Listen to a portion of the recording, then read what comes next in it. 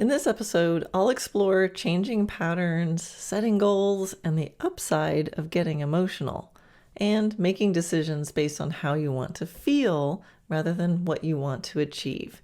And of course, how all of this relates to training your horse. So here we go, episode 75, Patterns, Goals, and Feelings. Hi, I'm Karen Rohlf, and welcome to Horse Training in Harmony. This podcast is about you making progress with your horse in a way that you both can love. It's about learning how to move and be in harmony. Because yes, you really can develop a horse to be both athletic and happy. When we show up as our best selves for our horses will show up for us. So let's get started. So we're still in January, and this first month of the year, my thoughts are always on new vision for the new year, even though I feel like I'm always doing my best to self-assess and to modify my actions in the moment all year long, in order to get the results I want. But still, somehow, January is a great reason to step back a little further, look at the big picture, and see if I can identify any overarching patterns that need interrupting. And it's a great time to then make some, macro changes to how I do things. So thank you for being here and stepping back with me. Now, in general, in how I teach horsemanship and in these podcasts, I like to find the counterintuitive things to talk about, the things that you might not naturally think of. And one of those counterintuitive things is to look at the stuff that is working. Now, it's obvious to know you need to take a look at what's not working, but I think it's important to look at everything. Now, people who have a lot on their plate, like me, tend to always look for efficiencies, right? So I'm always wanting to streamline. And I think that is a really important skill to have. So if I don't do that, then I end up spending more time doing the things that aren't really related to my goals and less time doing the things that I really want to do. And once we find an efficient way of doing things, we tend to stick with it. That's sort of natural to me. I put some thought into how I can be more efficient or manage my time better. I figure it out. I'm proud of it. It works. And so I tend to stick with it, and I tend to not think about it anymore. Because that's one of the benefits of being efficient, is you can go into a kind of autopilot and not think about it. It just gets done. But there is a danger to that. And the danger is that kind of efficiency over a time can create a rut. Now, I talk about the danger of being too consistent in episode 43. I think I called that episode Lessons from a Tractor. So if you want to think more about that or hear more about that, go ahead and take a listen to episode 43. But in a nutshell, the paradox is that efficiency can help us have time to drop into moments that are important to us, right? So if I want to spend more time with my horses and really be able to do that in a non-distracted way, I have to be more efficient somewhere else in my life. So it gives me the time to really be present with my horses. But as I said, too much consistency puts us on autopilot, and then we stop being really aware of what we're doing in those moments. And the moment that was there that created the need for that efficiency actually changes over time. Because maybe now it's 5-10 years later and we're not in that moment anymore, but we still have a rut left over that we're still in from that time 10 years ago that we created this pattern. The reason for that pattern might not be there anymore. And the same thing can happen when we train our horses. So I talk a lot when I teach about how to use consistency and variety. So consistency builds confidence, Too much consistency creates mindlessness, boredom, and checked out. What we did in foundation, all those patterns we created in foundation, it needs to change as the horse progresses. So going too fast or too slow can hold you back from progress. So I have a little story about this idea of having consistency and how it can work for you and then it can stop working for you. I was doing a clinic in Switzerland, and it was a great group of students, and their foundation was really excellent because they all studied with this really great foundation specialist. And so I came in to teach, and the arena was a little bit of a hack, from the barn, walking their horses out to get to the arena. And so we'd have a time to get at the arena. Now the students would get to the arena on time, and then they would do these really thoughtful, smart warm-ups. However, their warm-ups took so long that by the time they were, ready to get on and ride, we almost didn't have enough time in the session. And so what I noticed was they were all warming up the way they did when they created their foundation, but their horses were awesome. They didn't need it anymore. And I could see their horses kind of checking out as they went through let's do this many figure eights, and then let's send them out over here, and then we'll do this. And really, they could have just gotten on and ridden. But I wanted to honor that beautiful, thoughtful warm-up that they did give to their horses in the preparation. So I gave them a little challenge. I changed it. I changed this pattern. And I said, we're going to meet at the arena, the session starts at 10 or whatever it was. They all got ready. We all headed out to the arena, and I said, okay, stop for a second. Now, when we get to the arena, we're going to start riding. And you have between here, the barn, and the arena to get ready. And I could see a lot of them were like, oh, but I need to do these 10 steps before I feel ready to ride. And so I just gave them that challenge. And I said, of course, if you're not ready, I'm not going to make you get on, but see if you can get ready between here and there. And there was just sort of a car width path on the way from the barn to the arena. And, so many of them got there and they're like, you know what, I'm ready to get on. And then we were able to do so much more.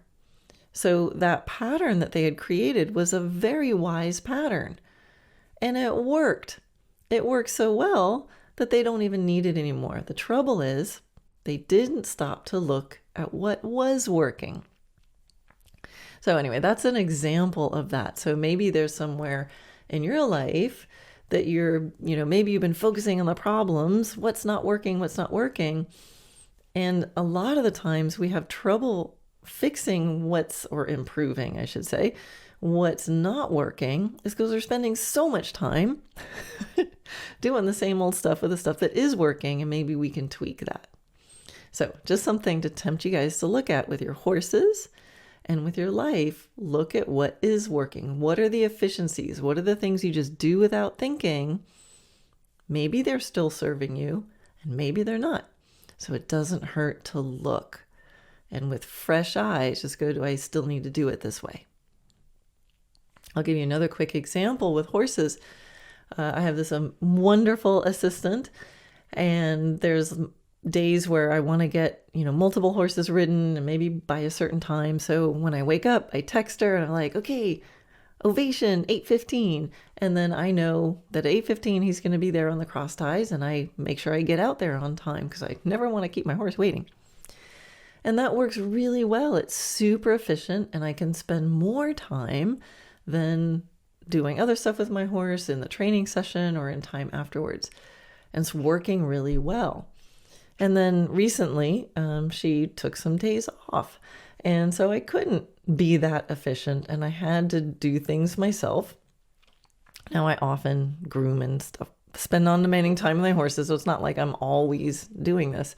But at first it was like, oh, this isn't, it's not as efficient a day. But you know what? It was wonderful because I spent different time with my horses, and I dropped into the relationship more, and it didn't matter if I didn't ride that day. So Those kind of things sometimes present themselves to us accidentally when we don't think we want them, and they might even seem like inconveniences. But that's why we want to look on purpose. Step back every now and then, go, what's not working? Okay, great. Make a list of that. And then look at what is working. And are you creating a rut that maybe you want to get out of? And again, that's the important key, that everything is on the table when it comes to the possibility of what we can change. So after looking at noticing where you might have mindless efficiencies, that would be the first thing to do. Where are your mindless efficiencies? So write that down on a little piece of paper, make a note to look at that. And then the next thing I'd like you to do is maybe take out a piece of paper and write down at the top of the page, what if? And at some point, you're going to go back after listening to this episode, go back and just fill that page with different possibilities. What if I bought another horse? What if I blocked off 3 hours every morning to spend time with my horses? What if I took that day off of work? What if I switched and taught these people on this day and taught these other people on this other day? What if I put everybody into group lessons? What if I worked from home? What if? You get the idea. And, I just listed a few things, but don't limit yourself. Just anything. What if? What if I won the lottery? What if I moved to Texas? What if? Just let your brain dump out whatever it wants to dump out without judgment, without an editor. Now, if you find yourself thinking, and this is what I mean by the editor, if you're like, well, what if I bought 3 new horses? And then you're going to hear your brain go, well, I can't do that. I can't change that. What if I quit my job? Well, I can't really change that. If you hear yourself saying, and it's not yourself, it's a little brain gremlin. That's what I call a brain gremlin. If you hear brain gremlin saying, oh, you can't do that, that can't change, I want you to take whatever that is, write it down in bold letters, underline it, write it on top of itself a couple times till it's really bold, circle it, put a little star next to it, and just go, oh, yeah, brain, you say I can't change that? You're just writing it on a piece of paper. And this is so important to notice, that if you edit yourself so quickly that you won't even write it down on a piece of paper, then you need to let yourself look at it. Make yourself write it down. You could just say, what if I, it might sound crazy. Write it down. It's just ink on a page or clicking a button on a keyboard. Just write it down. Just look at it. Entertain the idea. Because the next question, when you think about, what if I change that? Then you're going to start thinking, well, what should I change? What am I actually going to change? And what you actually decide to change is going to be dependent on your own personal life experience and, what you want to create. But you're not going to be able to create anything if that little voice in the back of your head is slicing and cutting out even 20% of the possibilities. And most of the time, we're editing out probably 80% of the possibilities. So go crazy. Let yourself do it. Just write down, what if, what if, what if, what if, what if. Just start with a little imagination.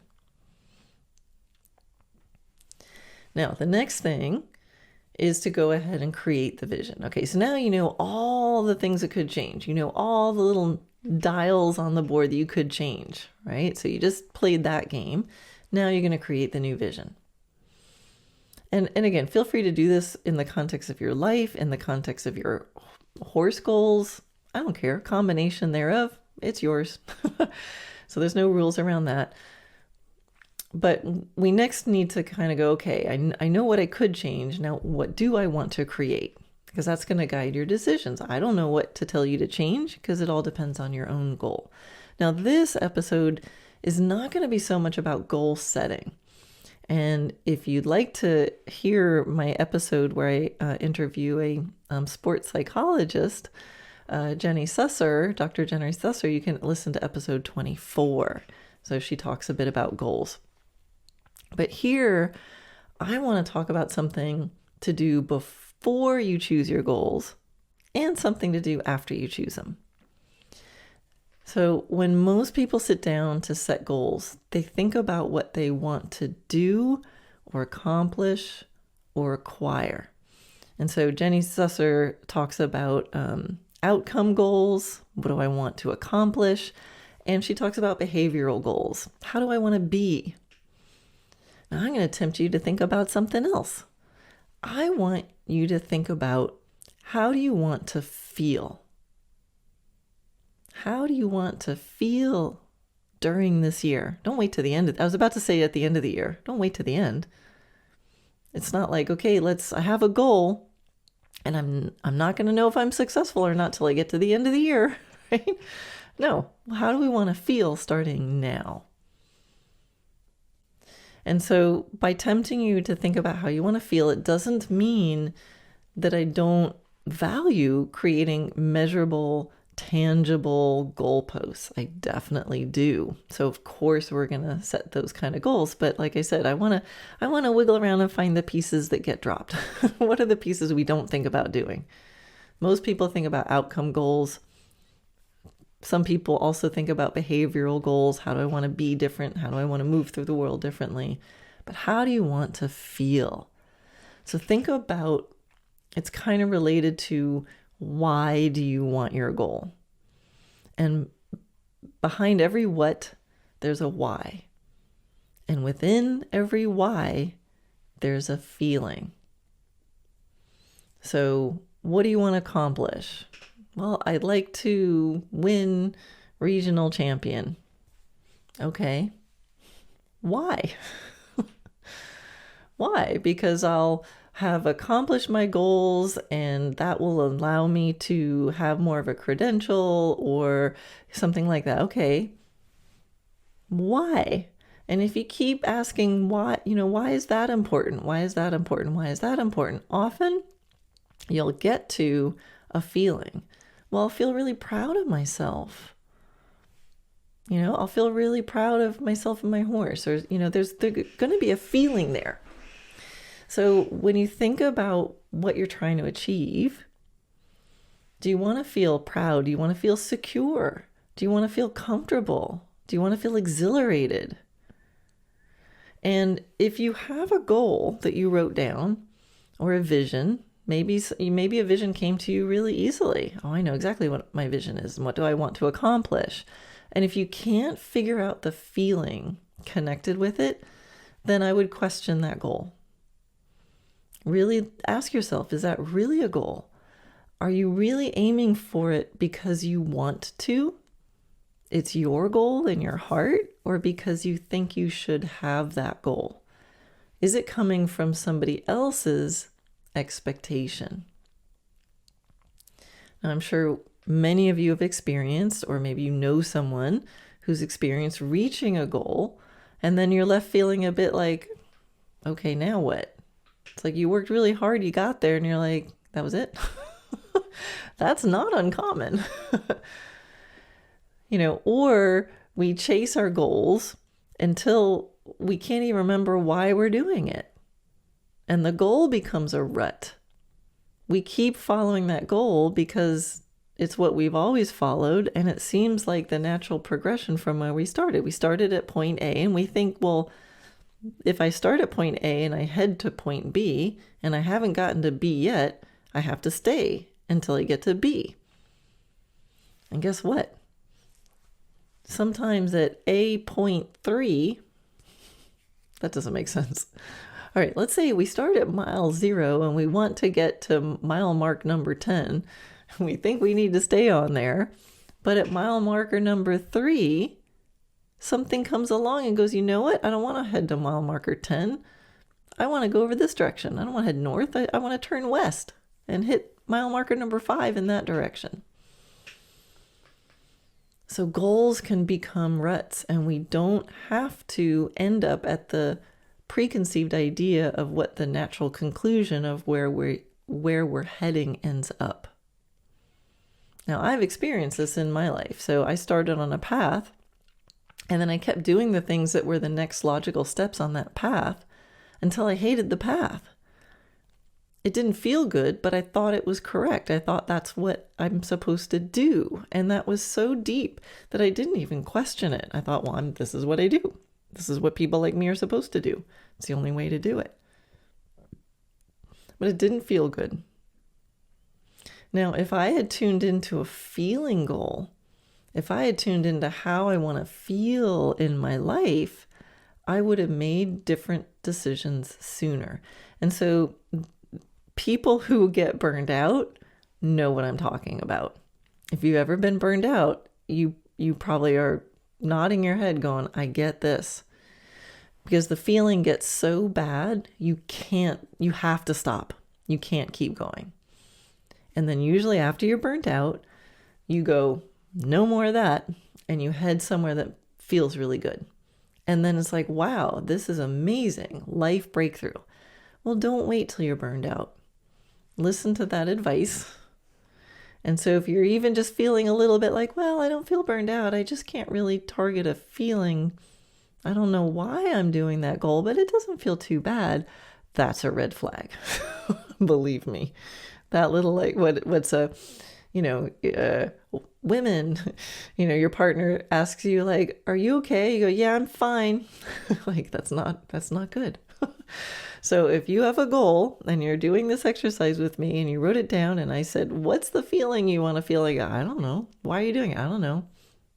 That's a red flag. Don't be fine. Be fabulous. So if you only have a goal about what you want to do, or even a behavioral goal about what you want to be, there's a possibility that you could achieve it and you could still not be satisfied. However, this is the fun part, if you set a vision for how you want to feel, it opens up a lot of possibilities for how to achieve that feeling. So your chance of success goes way up. And this is a little bit like, to connect it back to horse training. Remember horse training? It's the name of this podcast, Horse Training in Harmony. So this concept is a little bit like the importance of knowing the purpose of an exercise or the essence of a movement you do with your horse. So in dressage, talk about the criteria and the essence. The criteria is, if you are doing a shoulder in and you meet the criteria, that means someone looking can go, hey, she's doing a shoulder in. I can recognize it, right? So it has enough things on the checklist to make it recognizable. However, if you don't know why you're doing a shoulder in or what the essence of a shoulder in is, what you want to feel from the shoulder in, then you could kind of go sideways with your horse on 3 tracks for years and you won't actually achieve a benefit. But if you're looking for the feeling of a horse who's more engaged and powerful and lighter, more flexible with better self-carriage and freedom in the shoulders, and then you do a shoulder in, you might do one long side and be like, that was it. I got it. And it's going to be more fun and you're going to enjoy it because you're looking for the feeling, not just the doing. So knowing why you're doing it and what you want to feel will completely change how you go through the mechanism of doing a shoulder in. It's going to change what you're paying attention to and you're going to enjoy it. So in horses, as with life. So I hope that analogy really works for you. And I do have a blog about the importance of understanding why are you doing that exercise. I'll put the link in the show notes below. Now also, when you're aiming for a feeling, it allows for some surprise. You don't have to figure it all out perfectly. You don't have to know the plan absolutely every day. You want to just keep heading in the direction of that feeling. Remember, we're all kind of making this up as we go. even as a horse trainer. There's no horse like you and your horse. There's no horse rider combination like you and your horse on that day. So even someone with a lot of experience coaching you to find something, we're kind of going to head out there, see what happens. And the trainer is looking for a very precise essence. But if you don't know what that essence is, you're going to miss it. And sometimes if we're looking for that essence, you've got this great plan, you're going to do this exercise and then turn left here and do that movement there. And then on some other weird moment where you weren't even paying attention or thinking about a movement, your horse offers this springy quality. Now, if you weren't focused on targeting the feeling, you might miss that. You're so busy thinking about getting the mechanisms right. So that's the thing in life too. If you keep looking for, feelings of whatever you want to feel, pride, excitement. Do you want to feel inspired? Do you want to feel calm? Do you want to feel in love every day? If you know that you're aiming for that, you'll be able to kind of follow your heart and navigate and sort of follow that feeling better than if you just use your brain and logic alone. And now here comes another paradox. I love paradoxes. All the good stuff lives in a paradox. So sometimes if I say, okay, if you want to feel proud, if you want to feel excited, then you're going to see in life the things that make you feel that way and you aim for those. So it kind of seems like I said that. And that's true. But I want to split this hair a little bit because I want to make sure that you don't think that I'm saying that external factors are needed in order to feel this way. So here's the thing. If you have a goal to feel happy, that will definitely drive you to choose things that make you happy. So that's true. But it's even better than that. Because if you decide to feel happy or proud or content or in love, that can happen immediately. As soon as you decide you're going to feel pride, that's what I want to feel, or contentment, or just in love with everything.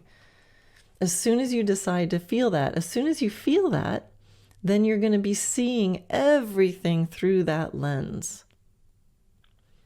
And that's really the key.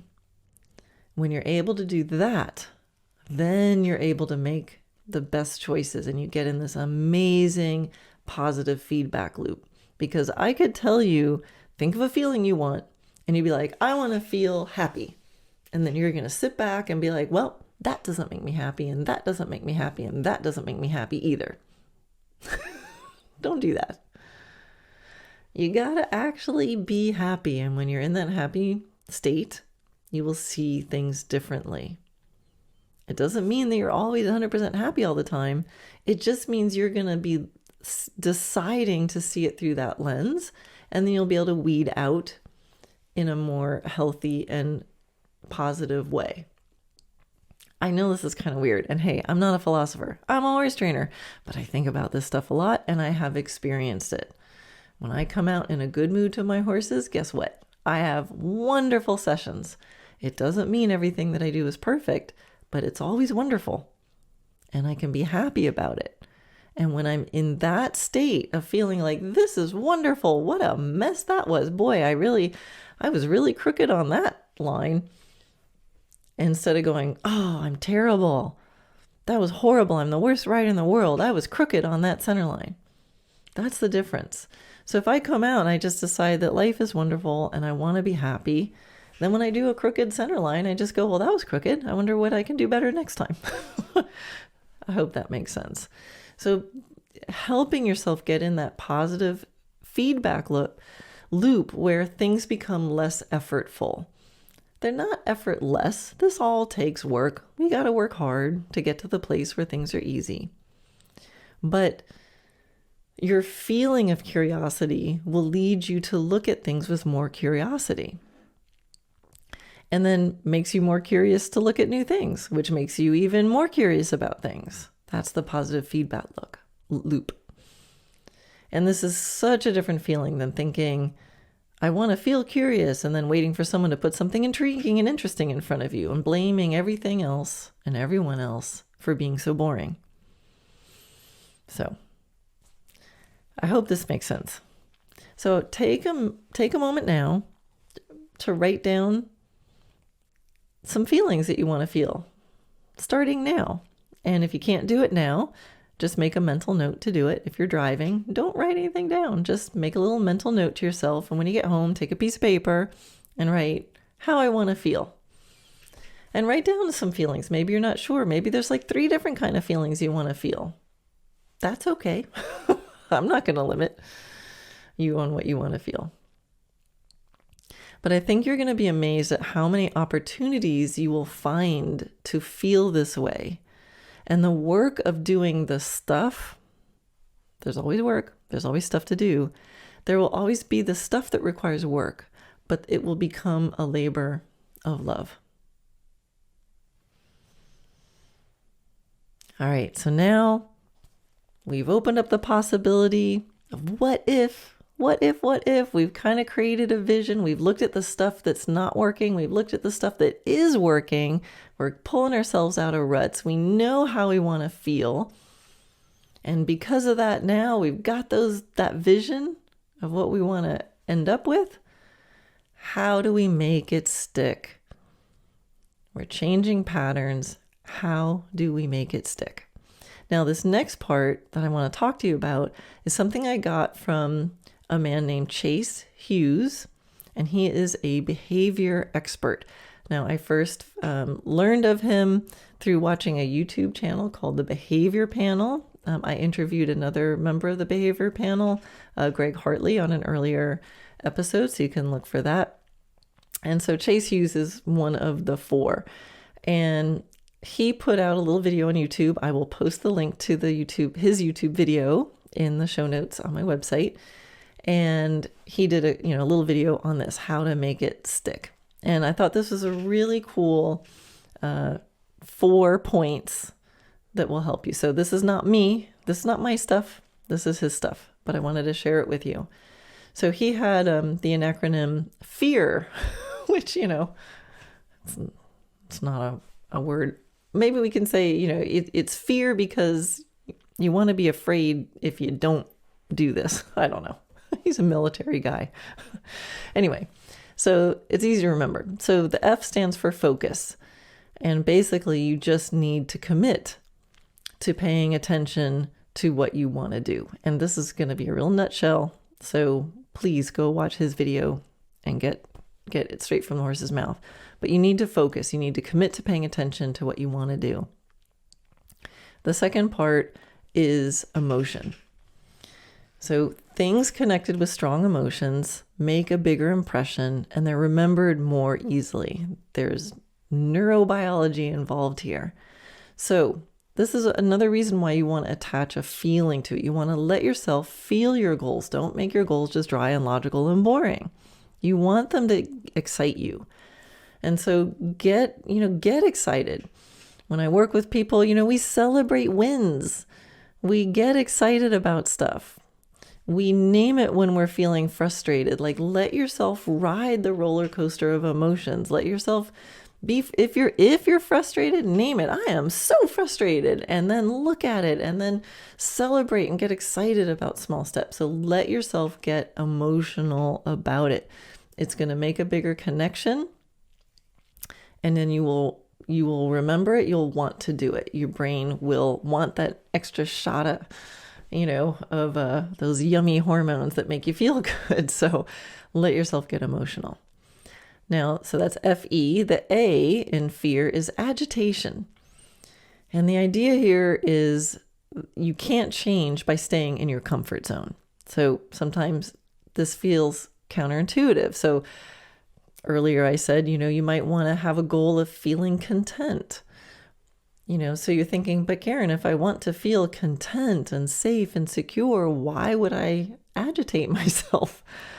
Because the reality is that making any kind of change requires moments of discomfort. Staying the same is the comfort zone. So we've got to be able to feel that tension of moving beyond what we're used to. Think of some of your fondest memories, or sometimes the best stories that you tell at parties. They're usually wrapped up in some hero's journey, like something went wrong, something was uncomfortable, something was on the brink, and then you came out of it and you're better because of it. So don't be afraid of agitation, even if your goal is harmony, even if your goal is contentment, even if your goal is just smooth sailing and happiness. You got to be willing to allow yourself to get agitated. It's got to bother you a little bit, just on that edge, to make you claw a little bit to go get it. A lot of this is my interpretation of this. You can go listen to him too. Now, repetition is the R. Find creative ways to remind yourself of the things you want to do. This is something I practice a lot. If there's something you want to do, set it up so it's really easy to get it done. Set your clothes out ahead of time. Put a Post-it note. Put the thing next to where you're going to eat breakfast, or, make it easy. Do a little bit of thought and a little bit of work to make it easy for you to repeat it. You don't want it to go out of your attention. Oh, I forgot to do that today.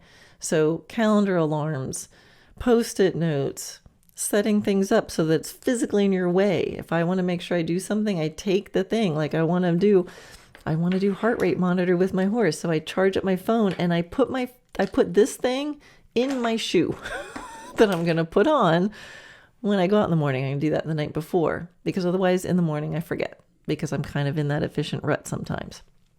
So I keep it on my desk right here, charging. Here's the charger, so that then I look at this and I make sure before I go to bed, I stick it in my shoe. Make it easy to repeat things. All right, so remember to be aware of the ruts, the patterns that we engrave into our lives. If you want to make big changes, you've got to be willing to stay focused and stay dedicated. You've got to allow yourself to feel stuff, the whole range of emotions. And you've got to be willing to get out of the comfort zone. And you need to do this consistently. So that's basically what I just said there. And this is really like horse training. We want our horses to be focused, not to be shut down. We want to think about how we want them to feel, how we want our horses to feel. And I know those of you listening to this podcast care about how your horses feel. Do they feel safe? Do they feel comfortable? Do they feel trusted? Do they feel trusting? It's not just about what we want them to do. So let them feel their emotions too. And things work best if we take the time to help our horses feel these positive states before we actually train them. And that's why in the goal setting, I want you to base on the feel first. And if we know the feeling we're aiming for, we know how to make decisions. The same way, if you know you want your horse to be calm, it's going to drive the training decisions along the way. And in training, we have to take our horses out of the comfort zone, just to the edge. We have to be very responsible. Go to the limit, one little pinky toe over the limit, and then adjust from there so that now the comfort zone has expanded. We have to do that in order to learn and progress, because learning by nature is trying to do something that you cannot yet do, and that is uncomfortable by definition. And of course, with our horses, we need to repeat the lessons with consistency.